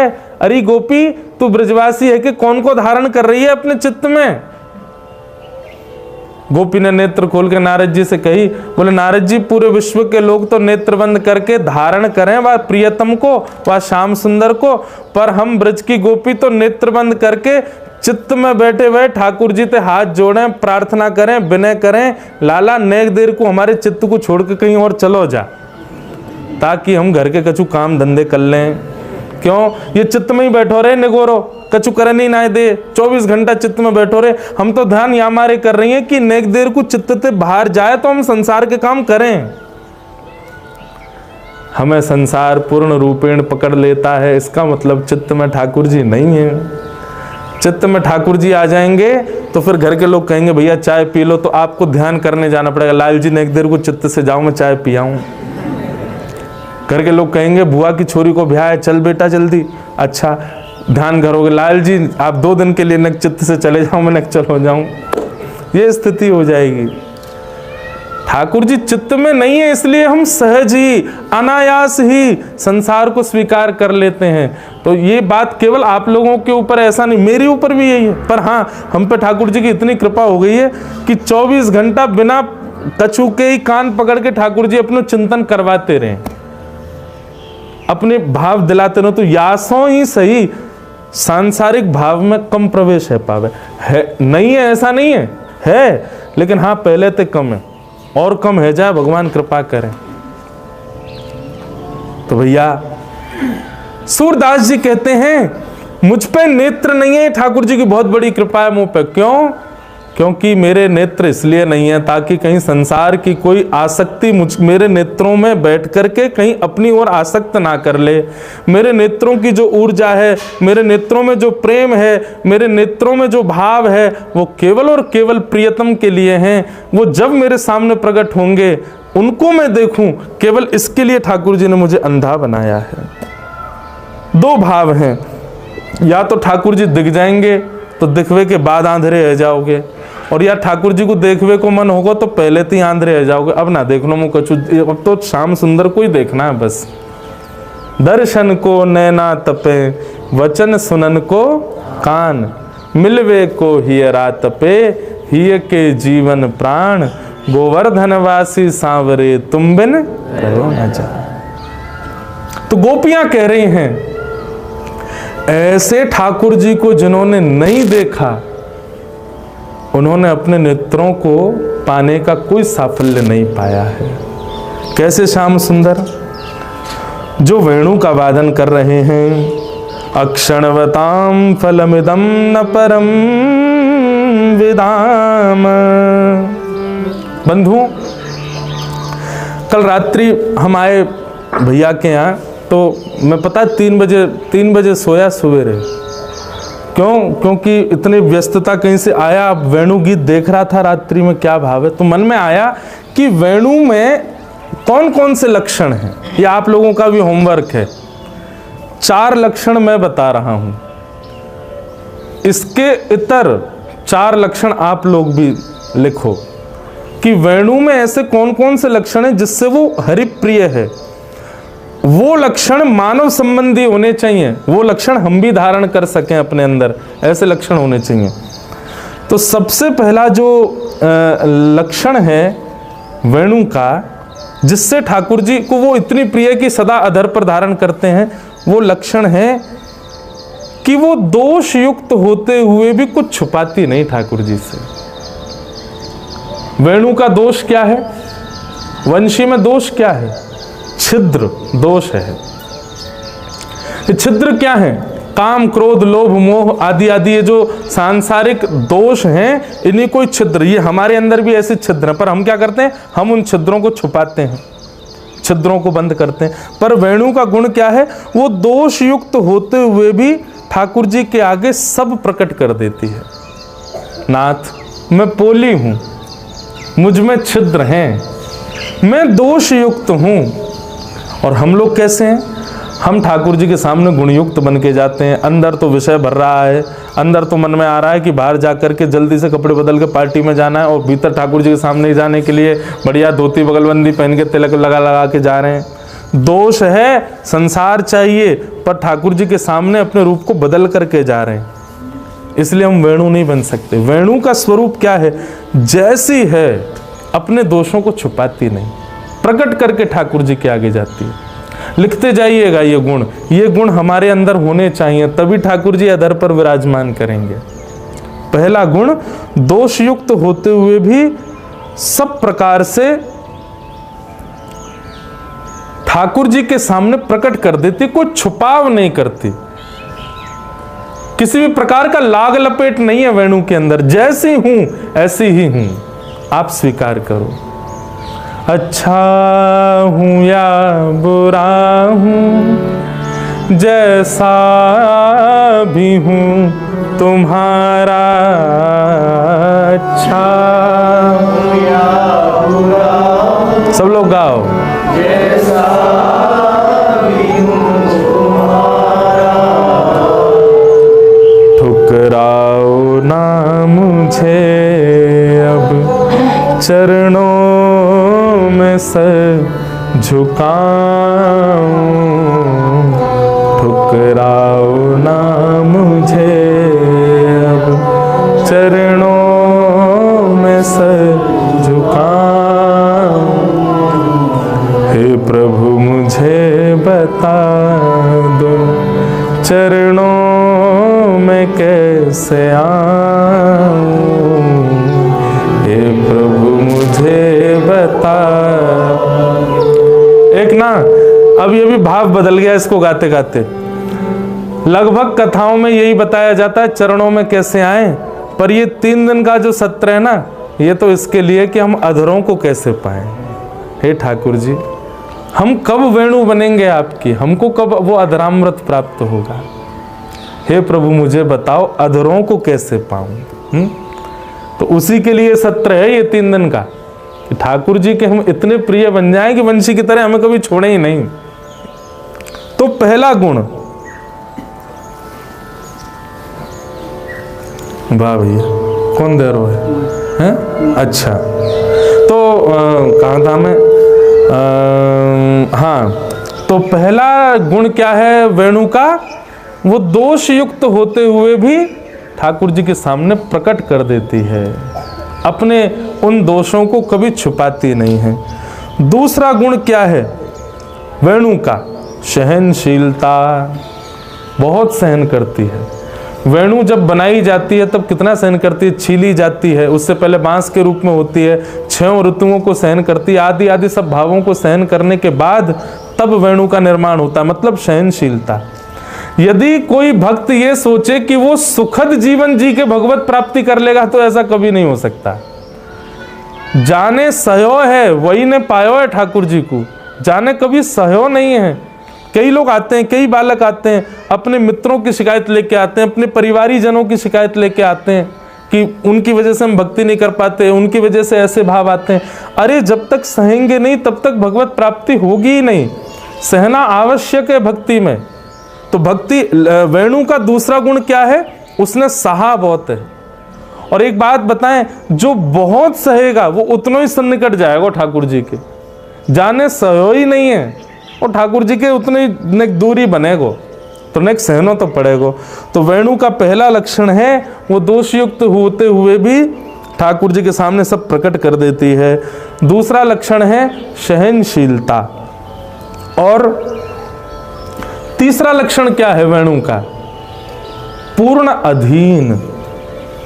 अपनी कोई इच्छा नहीं है वेणु की, पूर्ण अधीन, मतलब आप जैसे बजाओ मुझे बजा लो, आप जो चाहो वो राग मुझ में बजाओ, जो चाहो वो स्वर प्रकट करो, जहां चाहे रख दो, जहां चाहे ले चलो। आप बजाओगे तो बजूंगी, नहीं बजाओगे तो चुपचाप बैठी रहूंगी, धूल खाती रहूंगी, लेकिन अपनी योग्यता कभी प्रस्तुत नहीं करूंगी। वेणु में सारे स्वर हैं, वेणु में सबको वशीकृत करने की सामर्थ्य है, पर वेणु फिर भी अपनी समस्त योग्यताओं को ठाकुर जी के आगे नतमस्तक करके छुपा के रखती है। मेरा कोई गुण नहीं है नाथ, आप प्रकट करोगे तो ही मैं बजूंगी। ये वेणु का तीसरा लक्षण है, पूर्णाधीन। पूर्णाधीन का मतलब ये नहीं है कि पड़े आलसियों की तरह, ठाकुर जी के अधीन है भैया। ठाकुर जी, हे गोविंद देव प्रभु, आज दोपहर का भोजन मैं स्वयं नहीं करूंगा, आप ही आकर के मुझको खिला करके जाओ। गोविंद देव जी आ भी रहे होंगे तो गेट से ही लौट जाएंगे, बोले कितना आलसी है बताओ, इसके लिए पूर्णाधीन हुआ है मुझ पे। ये पूर्णाधीन का मतलब नहीं है। पूर्णाधीन का मतलब क्या है? अपने गुणों को गौड़ कर दे, अपनी योग्यताओं को गौड़ कर दे, ठाकुर जी के पूर्ण रूपेण अधीन हो जाए। मेरे अंदर जो गुण है, मेरे अंदर जो भाव है, मेरी जो योग्यताएं हैं, वो सब इनकी कृपा है, इनकी वजह से है। अपनी योग्यताएं, अपनी विशेषताएं किसी में ना माने, ये तीसरा गुण है वेणु का। तो पहला गुण दोषयुक्त होते हुए भी सब प्रकट कर देती है, तीसरा गुण सहनशील है, तीसरा गुण पूर्णाधीन है, और चौथा गुण बिचौलिया। वेणु कौन है? बिचौलिया। स्वर प्रकट होता है वेणु से, आकर्षण होता है वेणु से, पर कभी भी सुनने वाला व्यक्ति वेणु से प्रेम नहीं करता है, वेणु बजाने वाले से प्रेम करता है। ये वेणु का चौथा लक्षण है। मतलब ये एक प्रकार से हमारे लिए, वक्ताओं के लिए, कि हमारा काम ये नहीं होना चाहिए कि भाई सब हमसे आकर्षित हो जाओ, हमारे पीछे पड़ जाओ, हमारे संग लगे रहो। नहीं, हम तो वेणु हैं, बजा तो श्याम सुंदर रहे हैं, आपको उनकी ओर आसक्त होना है। और यही भाव आपके लिए है। कब? देखो, ये दूसरे यजमान प्रकट हो गए हमारी कथा के। प्रथम यजमान अंधेरे में श्री चंद्रमा हैं, प्रथम आरती वो करते हैं, दूसरी आरती इनको करनी है तो 10-15 मिनट पहले ही आ गए हैं, तो बस अब करेंगे आरती। तो क्या बता रहा था मैं? चौथा लक्षण क्या है वेणु का? बिचौलिया। बिचौलिया लक्षण मतलब शरणागति करवाती है, अपनी नहीं, ठाकुर जी की। आप भी वैष्णव बने हैं, आप भी गुणयुक्त हो जाएंगे, आप भी भावयुक्त हो जाएंगे। तो भावयुक्त होकर के जब ये भाव आप किसी को सुनाएंगे तो एक चीज का आपको अनुभव होगा जो हमको होता है, क्या? कि सुनने वाला व्यक्ति वो हमसे ही आकर्षित हो जाता है। लेकिन यदि वो हमसे आकर्षित हो रहा है तो ये उसकी कमी है। हमारे अंदर ये भाव नहीं होना चाहिए कि वो हमसे आकर्षित हो, हमारे अंदर तो यही भाव होना चाहिए वो श्याम सुंदर के ही आसक्त हो। ये वेणु का चौथा लक्षण है। तो पहला लक्षण दोष युक्त होते हुए भी सब प्रकट कर देती है, दूसरा लक्षण सहनशील है, तीसरा लक्षण पूर्णाधीन है, और चौथा लक्षण शरणागति करवाती है, योग्यता होते हुए भी। ये 4 लक्षण यदि हमने अपनी मति से ढूंढे, यदि ये 4 लक्षण हमारे भीतर आ जाएं, तो हम भी कहेंगे कि अब ठाकुर जी ने हमको भी अधर पर धारण कर लियो है, अधर पर ठाकुर जी ने धारण कियो है। इसका क्या है भैया, ये 2 5 2 6, वाह भैया, सबके कोड वर्ड निकल आएंगे यहीं पे। तो इसका एक पद भेजा है, आहा, सुंदर राग लो, कोई भैरव लो, आहा। गोपियां ये बात वेणुगीत में कहती हैं, अरे बैरणी, ये हमारी सौत है, कौन, वंशी, जो स्थान हमारा होना चाहिए वो इसको प्राप्त है, ठाकुर जी के अधरामृत मिले हैं या को। मुरली कौन तप तय कियो, मुरली कौन तप तय की, मुरली कौन तप तय कियो, मुरली कौन तप। ये जो भी पद यहाँ गाए जाएं, ये केवल सुनने नहीं है, पीछे दोहराने हैं, और वो भाव रखो। हम भी मुरली से कह रहे हैं कि अब हटो, हमको भी आन दो, हमको भी ठाकुर जी के इतने सन्निकट रहने दो। मुरली कौन तप तय कियो, मुरली कौन। क्या करती है मुरली?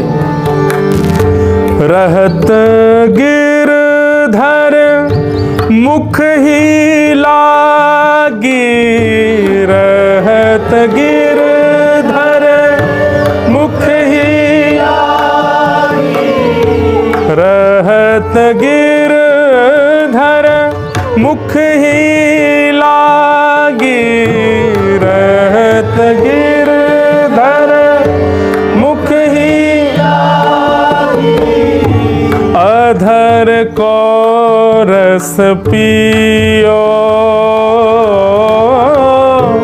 अधर को रस, अधर को रस पियो, अधर को रस। गाओ। मुरली कौन तप तय कियो, मुरली कौन तप, मुरली कौन तप तय कियो, मुरली कौन।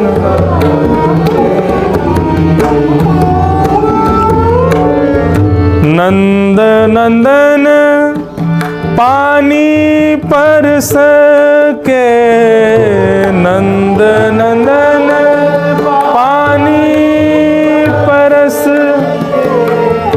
नंद नंदन पानी परस के, नंद नंदन पानी परस, तोए तन मन दियो, तोए तन मन, हे तोए तन मन दियो, तोए। अरे वंशी, तेने ऐसो कहा कियो है, जो विश्व अपनो तनमन श्री कृष्ण को प्रदान करे, वह नंद नंदन ने अपनो तनमन तू को प्रदान कर दियो। अरे वंशी, तेने ऐसो कौन सा मनोरथ कियो, तेने ऐसे कौन से पुण्य किए हैं? जा विश्व के अधिपति के पीछे पूरा विश्व पड़ो है, वो अधिपति विश्वनाथ तेरे पीछे पड़ो है। हाँ सूर श्री गोपाल बस भय सूर श्री गोपाल, सूर श्री गोपाल बस भय सूर श्री गोपाल बस भय, जगत में यश लियो, जगत जाको यश पूरे जगत में है, वो तेरे वश में है। जगत वश कर लियो, जगत वश कर लियो, मुरली कौन तप तय कियो, मुरली कौन तप तय कियो, मुरली कौन तप तय कियो, मुरली कौन तप तय कियो। रहत गिरधर मुख ही लागी, रहत गिरधर मुख ही अधर को रस पियो, अधर को रस पियो, नंद नंदन पानी परस के, नंद नंदन पानी परस, मतलब नंद नंदन को जिसने पूर्ण रूपेण पा लिया, नंद नंदन पानी परस के, नंद नंदन पानी परस के, तोए तन मन दियो, तोए तन मन दियो, सूर श्री गोपाल बस भय सूर श्री गोपाल बस भय, जगत में जस लियो, जगत में जिन्होंने पूरे विश्व में यश पाया वो गोपाल जी तने अपने वश में कर लिए। हरिवंशी तने ऐसे कौन से पुण्य किए हैं? कौन तप तय कियो, मुरली कौन तप। गोपियां कह रही हैं अक्षणवताम फलमिदं न परम विदाम, सख्य प्रसूननु विवेशयतोर्वयस्यै, वक्त्रं व्रजेश सुतयोरनुवेणुजुष्टं, यैवान पीतमनुरक्त कटाक्ष मोक्षम। गोपियां कहती हैं आज ही एक संकल्प धारण कर लीजिए, क्या कि नेत्र हमको प्राप्त हैं। अब इन नेत्रों का एक ही, अब हमारा जप तप नियम सब एक ही चीज के लिए, क्या कि इन नेत्रों को प्राण त्यागने से पहले इन नेत्रों से हमको श्यामा श्याम देखने हैं, इन नेत्रों से हमको साक्षात श्री गोविंद के दर्शन करने हैं। ये आज ही संकल्प ले लीजिए, इसी के लिए ही जप है, इसी के लिए ही व्रत है, इसी के लिए ही नियम है, इसी के लिए ही सब कुछ करना है। बंधुओं, जीवन में आने वाले सुख दुख हम अपने कर्मों से प्राप्त कर सकते हैं। उन कर्मों को सुदृढ़ बनाने के लिए जप तप नियमों की आवश्यकता नहीं है। जप तप नियम अनुष्ठान आदि इन सबको तो केवल एक भाव के लिए करो कि केवल श्यामा श्याम हमको प्रत्यक्ष दिख जाएं, तब इन नेत्रों का साफल्य पूर्ण होगा। गोपियां कह रही हैं जिन्होंने गाय चराते हुए श्री कृष्ण को नहीं देखा, उनके नेत्रों ने वास्तव में पाने का साफल्य ही नहीं पाया है। इस प्रकार गोपियां वेणु गीत में ठाकुर जी के रूप का वर्णन कर रही हैं, ठाकुर जी के गुण का वर्णन कर रही हैं। अब भाव तो है कि एक श्लोक और बोल दें वेणु गीत का, उसके बाद आज के भाव को विश्राम देंगे। कल फिर पुनः 5:15 बजे से प्रारंभ करेंगे और 5 बजे ही आ जाएंगे कल हम। आप लोग आ ही गए थे समय से। तो गोपियां कह रही हैं कि चूत प्रवाल वरहस्तव कुपोलम मालानु जतुरलम पशुपाल गोष्ठ्या रंगे यथा नटवरौ क्वच गायमान। गोपियां कहती हैं ठाकुर जी जब वन में गैया चराने जाते हैं तो उनका रूप कैसा होता है। तब गोपियां कहती हैं, बोले ठाकुर जी मैया तो श्रृंगार करके भेजे, पाग पहना के, पीताम्बरी पहना के, माला आदि पहना के, के बाद ठाकुर जी अपना श्रृंगार स्वयं और कर लें। क्या करें? बोले आम के सुंदर वृक्षों से नए नए पत्ते जो निकले होंगे आम के वृक्ष में, उन पत्तों की डाल को तोड़ लेते हैं, कछु यहाँ खोस लेंगे, कछु यहाँ लगा लेंगे। ऐसे अपने पाग में जगह जगह जहाँ जहाँ अवकाश मिलता है ठाकुर जी वहाँ आम के कोमल पत्तों को पिरो लेते हैं। और क्या करते हैं? बोले कि इस प्रकार अपने पाग में आम के सुंदर पत्ते लटका लेते हैं। वो जब सूख जाते हैं तो वो यूँ लटक और जाते हैं मुखमंडल पर, तो ठाकुर जी बीच बीच में उनको ऐसे हटाते रहते हैं। आहा, और कैसे हैं? बोले मोरपंख तो धारण किया ही है। बोले फूलों के गुच्छे ठाकुर जी, पुष्पों के गुच्छे, ये श्रृंगार ठाकुर जी स्वयं करते हैं अपना। मैया ने श्रृंगार किया वो अलग है, ये ठाकुर जी स्वयं अपना श्रृंगार कर रहे हैं। बोले बीच बीच में जो वृक्ष मिलते हैं उन पर जो पुष्प ठाकुर जी को दिखता है, ठाकुर जी उस पुष्प के गुच्छे ले लेते हैं, उसमें बढ़िया एक सूखी सी कुशा बांध करके वाकू अपने बाजूबंद में लगा लेंगे, वाकू अपने यहाँ कमरबंद में बांध लेंगे, कछुन को अपने पीताम्बरी में कस लेंगे। जगह जगह पुष्पों के गुच्छ ठाकुर जी अपने अंग पर बांध लेते हैं।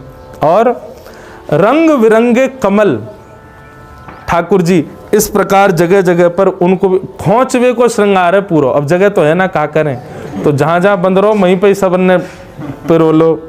तो खोचनो समझे ब्रजभाषा को शब्द खोचनो, मतलब जैसे खोचनो कैसे कहेंगे हैं, खोचना, समझ गए ना, ऐसे बांध के वहाँ में खोच ले। तो ऐसे ठाकुर जी खोच लें, जगह जगह दगा लें।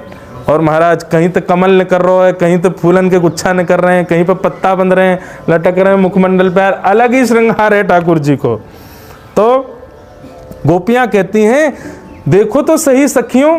अच्छा, घर में बैठी हैं गोपियां, घर में बैठ के देख रही हैं कैसे रंग बिरंगे कमलों को लाला ने जगह जगह खोच रखो है, अपने बाजूबंद में लगा रखे हैं, कड़ूलान में धर रखे हैं। और यूँ भी नहीं, एक आध कमल यदि गिर भी जावे तो जैसे ही गिरे वाकू पीछे चल रहे सबरे सखा आदि ये खोंचले में उठाए करके, अरे लाला की प्रसादी भैया या कुछ स्वीकार करो। रंग बिरंगे कमल के और कुमुद की माला, कुमुद की माला एक कमल जैसा कुमुद होता है, उसके पतले पतले रूप होते हैं कुमुद, उसकी ठाकुर जी माला पहन लेते हैं, गले में धारण करते हैं। और कैसी माला पहनते हैं? ये छोटी माला मुँह को पहना दी है, इतनी छोटी नहीं, ऐसी पहने कि ठाकुर जी चलें तो पामन से ठोकर मारते हुए चलें वहाँ पे। हाँ, ऐसे चलेंगे ठाकुर जी, ऐसी सुंदर माला पहन लें। और सांवरे श्री कृष्ण हैं, उन्होंने पीताम्बरी पहन रखी है। गौर वर्ण के बलराम जी हैं, उन्होंने लीलाम्बरी पहन रखी है। और फिर क्या कर रहे हैं? बोले ऐसे अपना पूर्ण श्रृंगार करके जगह जगह पुष्पन को खोंच करके और आम की पत्तन को सिर पाग पे बांध के आदि आदि ये सब करके पूरे पुष्पन से भर गए, वनमाली ठाकुर जी बन गए। अब वनमाली बन करके जैसे आप लोग बैठे हैं ऐसे सब ग्वाल बाल बैठे हैं और ठाकुर जी कूद करके सबरे ग्वालान के बीच में बैठ जामे। और बैठ करके महाराज अपने एक कान पे हाथ धर के भुजा उठा करके ठाकुर जी मधुर संगीत गामे, उनके बीच में बैठ करके पदावली गा रहे हैं, कभी कोई रसिया गा रहे हैं, कभी कोई भाव गा रहे हैं और वाद्यका बज रहे हैं। बोले एक दूसरे की सिरई बजा रहे हैं, एक दूसरे के पेट को ही बजा रहे हैं। ऐसे ही हाथ में से जो स्वर निकाले वाली वस्तु मिल जाए जैसे घड़ा आदि हैं उनको ही बजावे लग रहे हैं। और ठाकुर जी मधुर संगीत से सबरे ग्वाल बालन के बीच बैठ करके मधुर गायन कर रहे हैं। ऐसे नटवर समान आकर्षण वाले, अरे सखी मेरो तो मन घर में लगे ही ना रहो, मेरो तो मन कर रहा हो या श्याम सुंदर के पास पहुंच जाऊं और जाए करके याके मधुर स्वर को सुन लूं। बंधुओं, स्वर की बात आई, एक कथा मैंने यही सुनाई थी पिछली बार, क्या कि एक बार गोविंद दास जी, अष्ट सखाओं में एक सखा गोविंद दास गुसाई विठलनाथ जी को पद सुना रहे थे और सुनाते सुनाते बीच बीच में गाते गाते रुक जाएं और ऐसे ही बोले, ए नेक ढंगते का लाला नेक अच्छो ते स्वर लगा, ऐसे ना गायो करें, देख बेसुरो काई को हेरो अच्छे ते गा। तो सामने बैठे गुसाई जी बोले, ए गोविंदा, ये तुम बीच बीच में किसको टोकते हो? तो गोविंदास जी बोले, गुसाई जी तुम्हारो लाला बैठो है और मेरे पीछे पीछे हाथ लगा के कान पर गा रहो प्रेम से। गोविंददास जी को गुसाई विठलनाथ जी को ठाकुर जी नहीं दिख रहे थे। गुसाई जी के नेत्रों में आंसू आ गए। तो गोविंदास जी से बोले, गोविंदा मुझको ये मत बता, ठाकुर जी तक कह मत कि वो मेरे सामने प्रकट हो, बस तू सुन एक बात बता, ठाकुर जी को स्वर कैसो है, ठाकुर जी गामे कैसो हैं, ठाकुर जी की बोली कैसी, नहीं बता तो सही उनके स्वर कैसे हैं, वो गामे कैसे हैं। ये बात सुनते ही गोविंदास जी के नेत्र सजल हो गए और श्री गोविंदास जी बोले मैं कहाँ वर्णन करूं, जाको वर्णन है जाए समझो वो वस्तु सामान्य थी, और जाको वर्णन ना है सके समझो वो असामान्य थी। अरे गुसाई जी मेरे पास शब्द नहीं है लाला के स्वर को बखान करवे को, इतनो सुंदर गामे, इतनो मधुर गामे, लाल जी इतनो मीठो गामे, मैं कहाँ बताऊं। लेकिन गुसाई जी बोले, तने लेकिन क्यों कही, कहा भयो? बोले लाल जी तो बहुत मधुर गामे, पर लाल जी से भी मधुर हमारी श्यामा जू गामे, हमारी लाडली जू गामे, हमारी श्री जी गामे, हमारी किशोरी जी गामे। उनके स्वर के आगे तो लाला भी फीको सा लगे, श्री जी के स्वर ज्यादा सुंदर हैं। तो गोपियां कह रही हैं, कैसे हैं ठाकुर जी?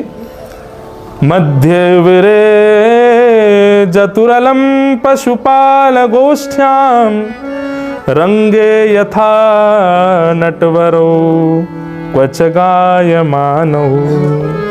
ठाकुर जी अपने कान पर हाथ रख के ग्वाल बालों के बीच में बैठ करके नटवर बन करके सुंदर अपना श्रृंगार करके बीच में मधुर मधुर स्वर लगा रहे हैं। बीच बीच में पत्ता आ जाए उनको उठाए करके किनारे कर दें और ठाकुर जी को ऐसा मधुर संगीत चल रहे है।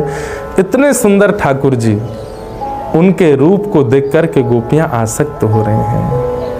चांद सा सलोना मुख लटें घूंघरारी हैं, भौएं हैं कटीली आंखें तिरछी कटारे हैं, होया के मधुर रसीले वचन हो मेरा या पे अटक गया मन। राधा रमण मेरो राधा रमण रे, राधा रमण मेरो राधा रमण। ऐसे सुंदर ठाकुर जी के रूप को वर्णन करके गोपियां आनंदित हो रही हैं। गोपियां, बंधुओं एक बात बताऊं, ब्रज में कभी जाओ, एक बात कह के बस कथा को विश्राम देंगे। ब्रज में कभी जाओ और ये भी कोई गौ पालक गौ चराते भय आपको ग्वारिया दिख जाए ना, तो एक बार मेरे कहते बाको प्रणाम जरूर करियो। एक जगह कथा में पढ़ रहे हो, बहुत ध्यान से सुनियो। नंदगाम में एक बाबा रहते और वे बाबा नंदगाम में रहते और मधुकरी मांग करके वहीं भिक्षाटन करके रहते।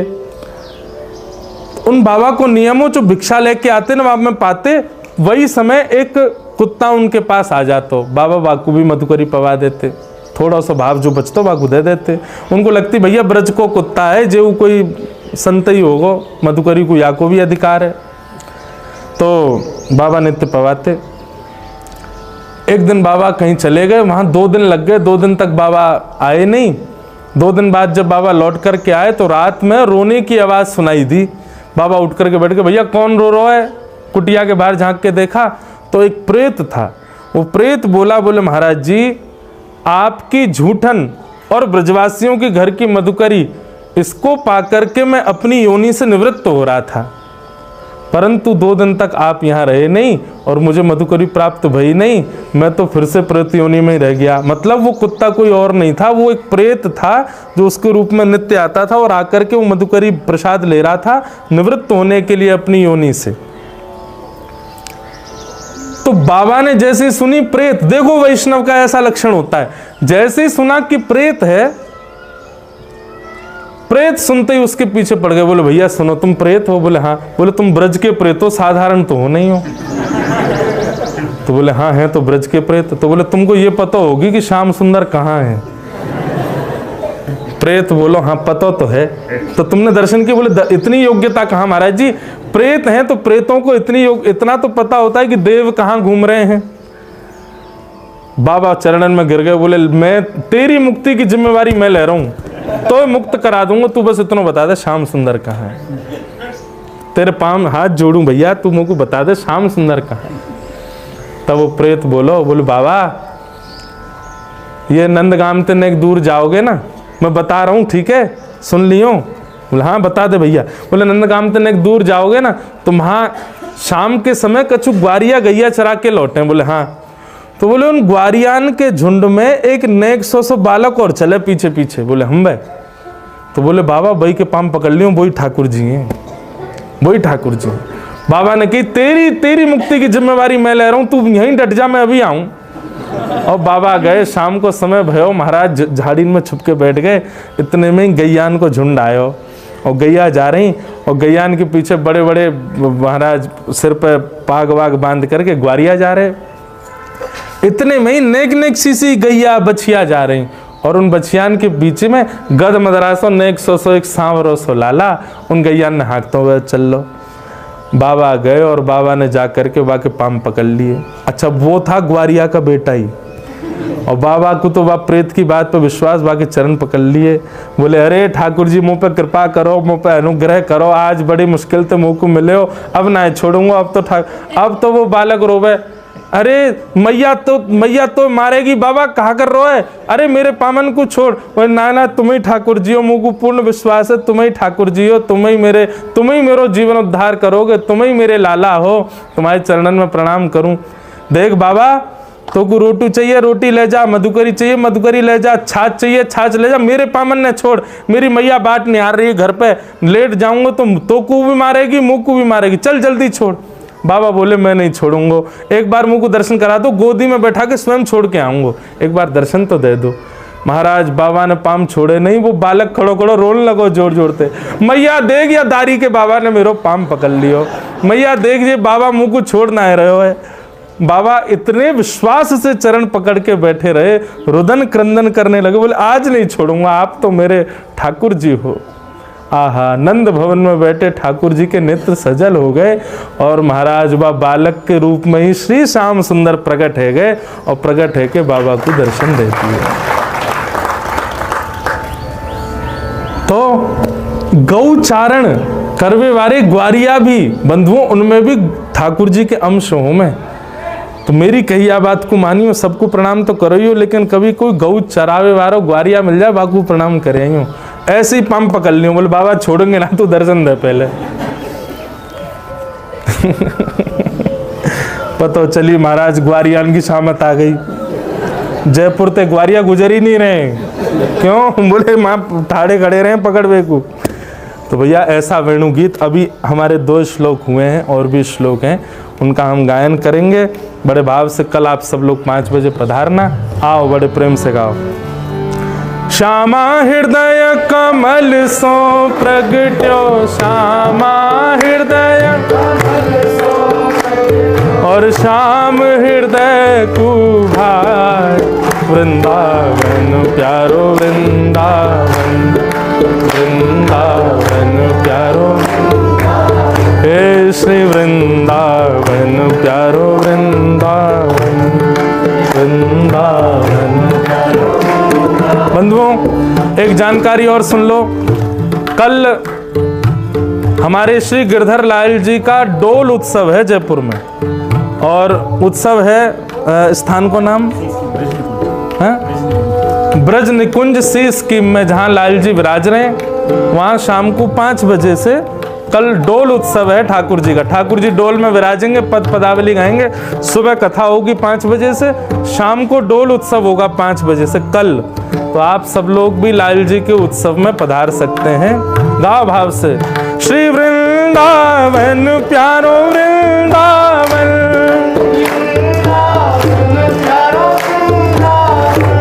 श्री वृंदावन मेरो वृंदावन, हे सब सुख सागर रूप उजागर रहे वृंदावन धाम, सब सुख सागर रूप उजागर हे रूप गोस्वामी प्रगट कियो जहाँ, रूप गोस्वामी श्री रूप गोस्वामी प्रगट कियो जहाँ, रूप गोस्वामी जय हो राधा गोविंद रूप निधान, वृंदावन प्यारो वृंदावन, वृंदावन हे श्री वृंदावन मेरो वृंदावन,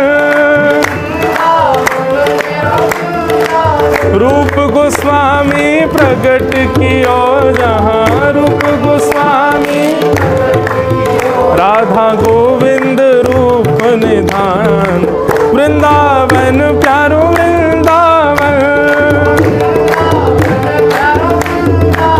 हे श्री वृंदावन मेरो वृंदावन,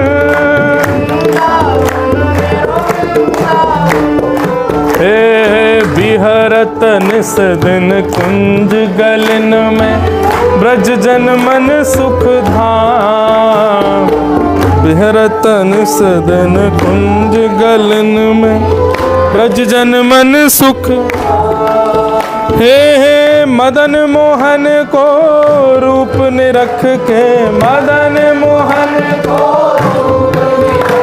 श्री मदन मोहन को रूप निरख के, मदन मोहन को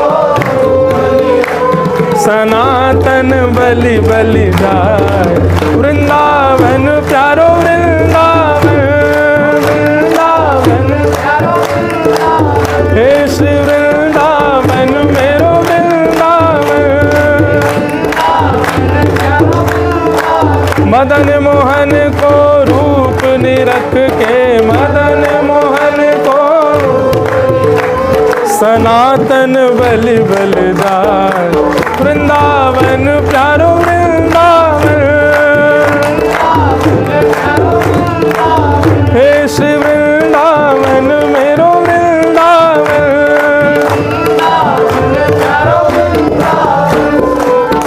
हे गोपी ग्वाल सब ही और धारे, प्यारो गोपी नाथ, गोपी ग्वाल सब ही और धारे, हाँ प्यारो प्यारो गोपीनाथ, प्यारो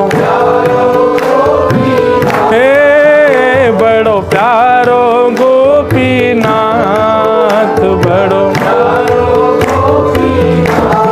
हे मधु पंडित जिन कंठ लगायो, मधु पंडित श्री मधु पंडित जिन कंठ लगायो, और है रही जय जयकार, वृंदावन प्यारो वृंदावन, हे श्री वृंदावन मेरो वृंदावन, मधु पंडित जिन कंठ लगायो, मधु पंडित जहाँ है रही जय जयकार, वृंदावन प्यारो वृंदावन, हे श्री वृंदावन मेरो वृंदावन,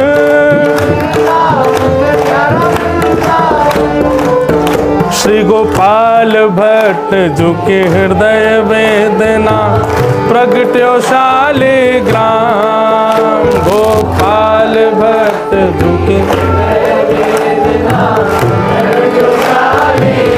कौन रूप सुधा को खान हमारो, रूप सुधा को हे रूप सुधा को खान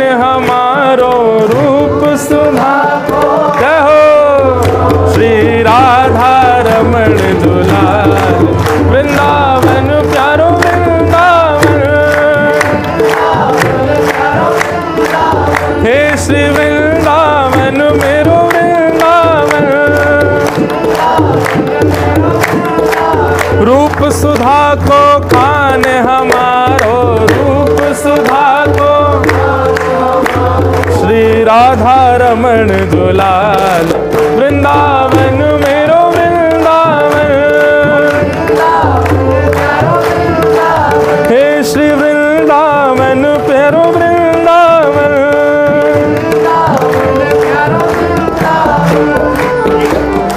आतुरहित हरिवंश पुकारो, श्री राधा राधा नाम, आतुरहित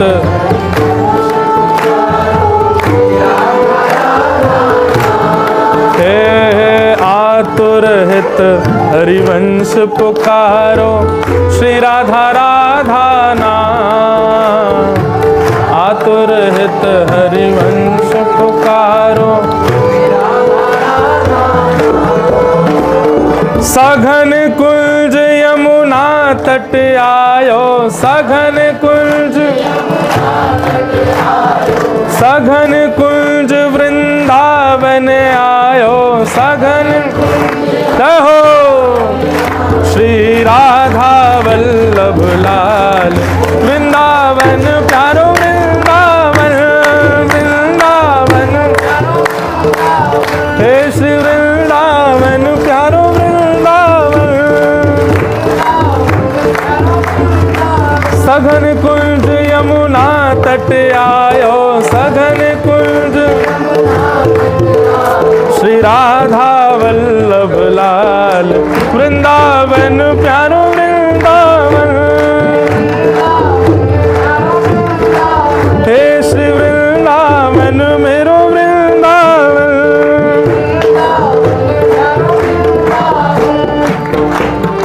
जुगल किशोर को लाड़ लड़ायो, नवल कुंज ही मान, जुगल किशोर को लाड़ लड़ायो, कुंजन कुंजन की रज धारे, कुंजन कुंजन, कुंजन कुंजन की रज धारे, कुंजन कुंजन हरि व्यास युगल यश गाय, वृंदावन प्यारो वृंदावन, हे श्री वृंदावन मेरो वृंदावन। कुंजन कुंजन की रज धारे, कुंजन कुंजन जहाँ व्यास युगल यश गाय, वृंदावन प्यारो वृंदावन, हे श्री वृंदावन मेरो वृंदावन।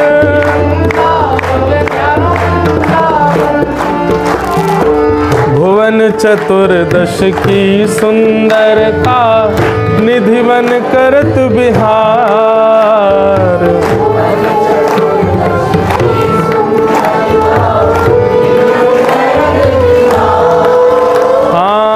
भुवन चतुर्दश की सुंदरता, निधिवन करत बिहार, भुवन चतुर्दश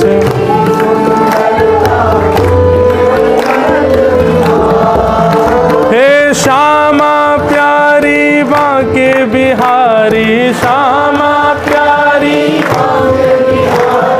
श्यामा प्यारी कुंज बिहारी, श्यामा प्यारी और जय जय श्री हरिदास, वृंदावन प्यारो वृंदावन,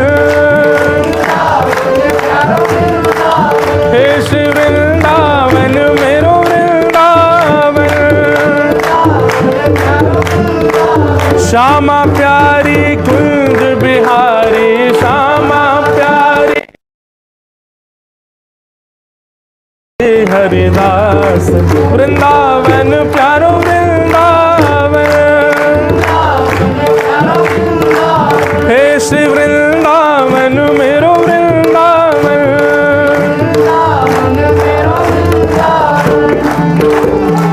जिनकी कृपा से यह रस प्रगटो, वृंदावन अभिराम, जिनकी कृपा से यह रस प्रगटा।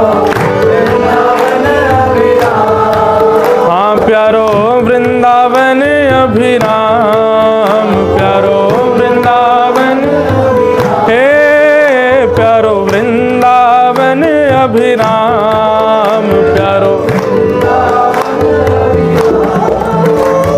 सप्त निधिन को ही उजियारो, सप्त निधिन को, सप्त निधिन को ही उजियारो, और यह आनंद कर भावे वारो, यह आनंद कर भावे वारो, और हम सबको मिलवावे वारो, हम सबको मिलवावे रहो।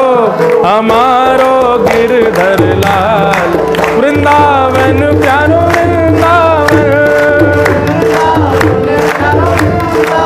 हे श्री वृंदावन मेरो वृंदावन,